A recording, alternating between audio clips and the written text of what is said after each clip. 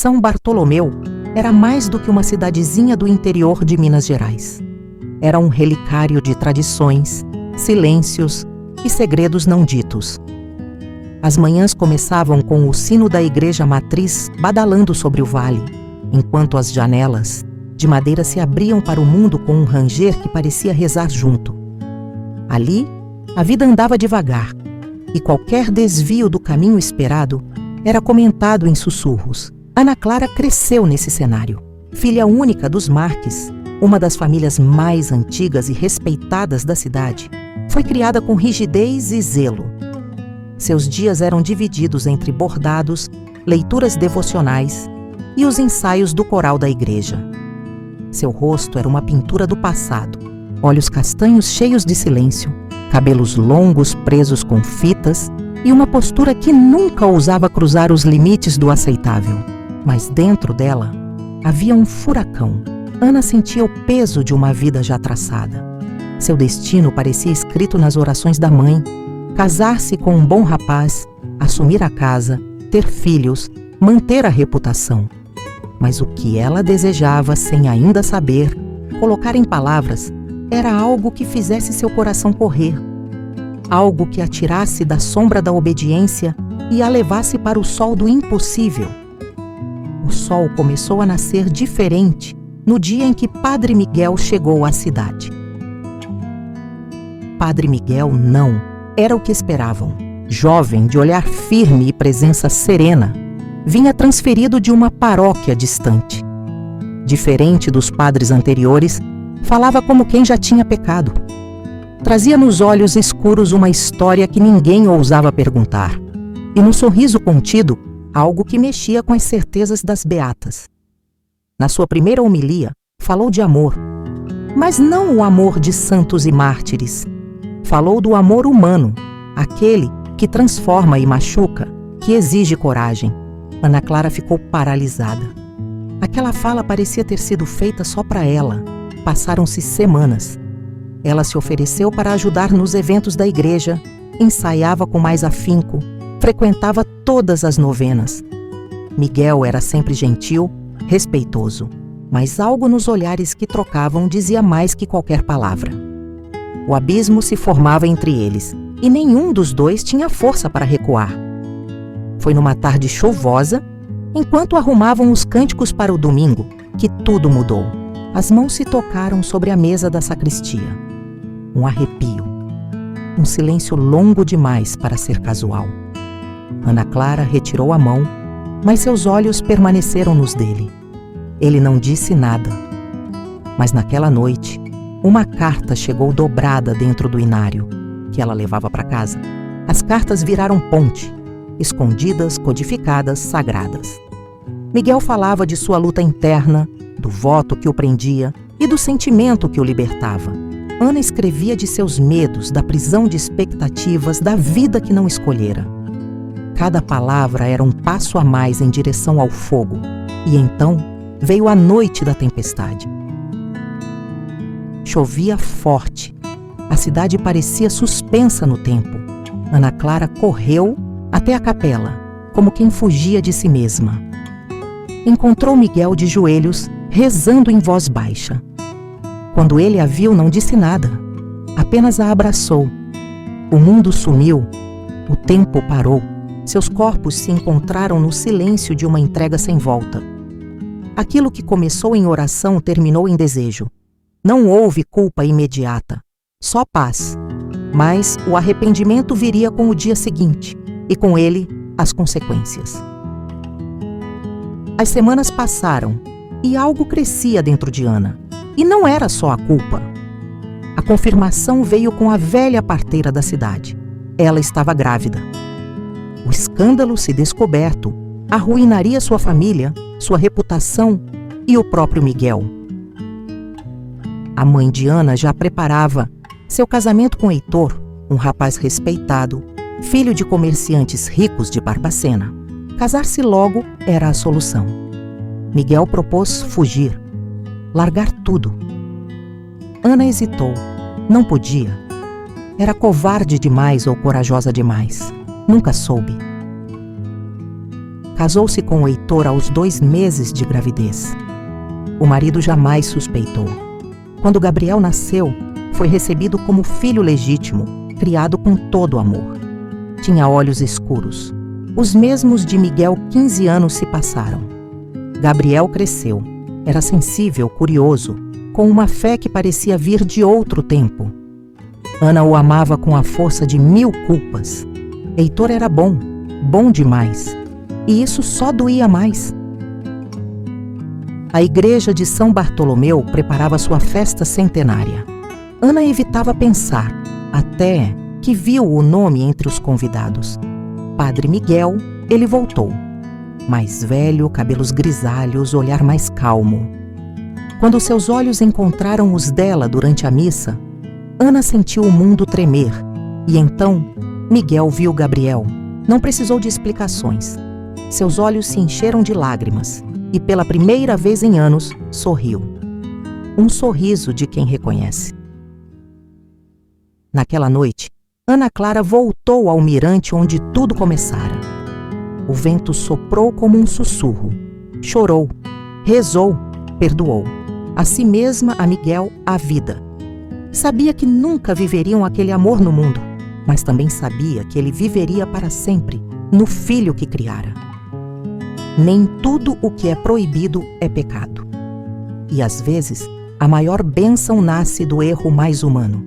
Era tarde para voltar.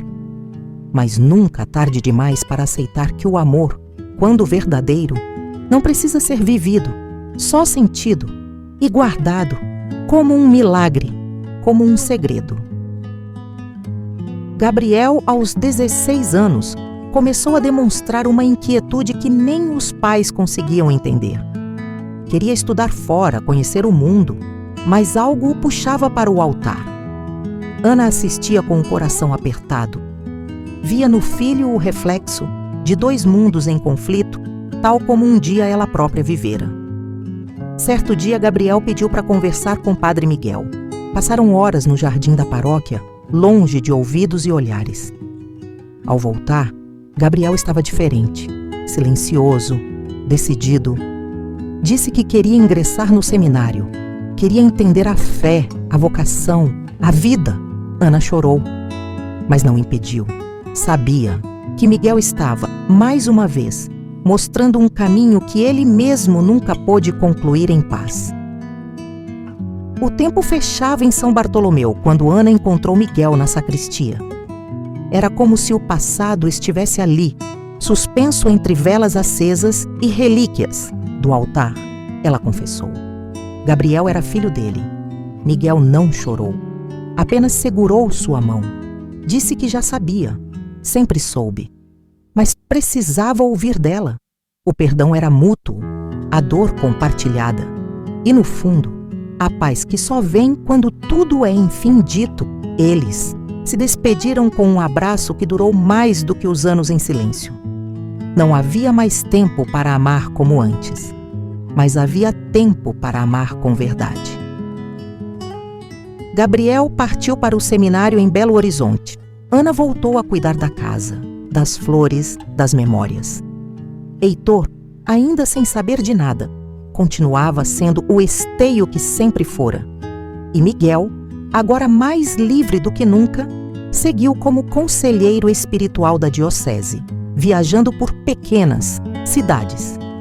Na última carta que Ana recebeu, ele escreveu: "Nosso amor não foi para ser vivido, mas para existir, e em Gabriel ele vive.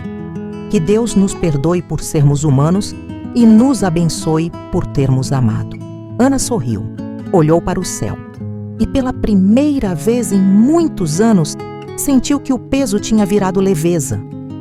O milagre não era o que viveram escondido, era o que deixaram para o mundo, um filho que nasceu do impossível e seguiu pelo caminho da luz. Na manhã de uma quinta-feira de céu azul, a praça da igreja estava mais cheia que o habitual. Padre Miguel celebraria a missa de despedida antes de seguir para a nova missão em outra diocese. Gabriel, de batina branca, o acompanhava, no altar como coroinha, ou talvez como discípulo. Ana sentou-se na primeira fileira, o coração apertado, os olhos marejados.